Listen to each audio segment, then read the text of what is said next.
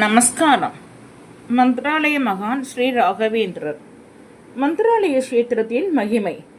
வெங்கநாபன் இதை அரசரிடம் தெரிவிக்க அவரும் தக்க ஏற்பாடுகள் செய்து காஜிக்கு வேறு 2 கிராமங்களை தந்துவிட்டு மாஞ்சால கிராமத்தை ஸ்ரீமடத்துக்கு தானமாக சாசனம் செய்து தந்தார். அதன்பின் ஒரு நல்ல நாளில் வெங்கநாபந்தை அழைத்து கொண்டு ஸ்ரீ ராகவேந்திரர் மந்திராலயம் வந்தார். மந்திராலயத்தில் ஒரு குறிப்பிட்ட இடத்தை வெங்கநாபந்தை தோண்டச் செய்தார். சிறிது தூரம் தோண்டிய பின் அங்கு ஹோமம் செய்ததற்கு அடையாளமாக சாம்பலும் அதற்கு கீழ் பலிபீடமும் இருந்தது. அதற்கு மேல் தோண்ட வேண்டாம் என கூறி இந்த இடத்தின் பெருமையை வெங்கநாபந்துக்கு எடுத்து உரைத்தார். அதாவது கிருதயுகத்தில் தான் பிரகலாதனாக இருந்தபோது பலமுறை இந்த இடத்தில் யாகங்கள் செய்திருப்பதாக தெரிவித்தார்.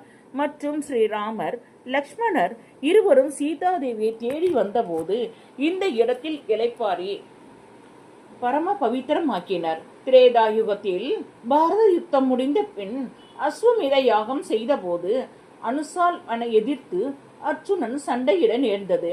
எல்லோரையும் எளிதில் வென்ற அர்ச்சுனனால் அனுசால்வனை வெல்ல முடியவில்லை. காரணம், அனுசால்வன் என்ற இந்த இடம் பிரகலாதன் யாகங்கள் செய்த இடம்.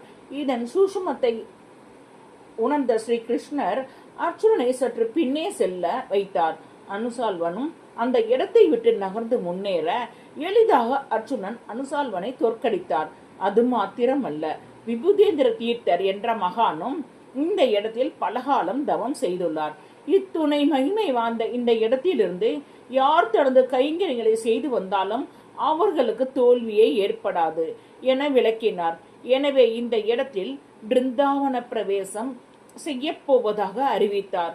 ஸ்ரீ ராகவேந்திரரின் பூர்வ அவதாரத்தையும் அவருடைய ஞான திருஷ்டியையும் கண்ட வெங்கனபந்த் வாயெடுத்து நின்றார். கூடிய விரைவில் குருராஜர் தம் கண்களிலிருந்து மறைய இருக்கிறார் என்ற செய்தி வெங்கனபந்தை நிலைகுலைய செய்தது. தொடரும்.